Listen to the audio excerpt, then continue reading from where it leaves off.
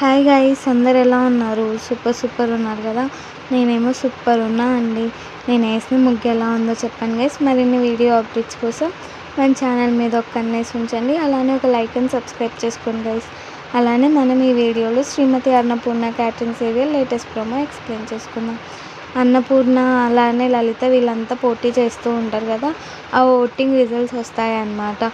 లలిత అలానే అన్నపూర్ణ తరపున నిలబడిన ఇంకొక పార్టీ మెంబర్ శివరామరాజు, అందరూ విష్ణు వీళ్ళంతా కూడా ఓటింగ్ కోసం వెయిట్ చేస్తూ ఉంటారనమాట.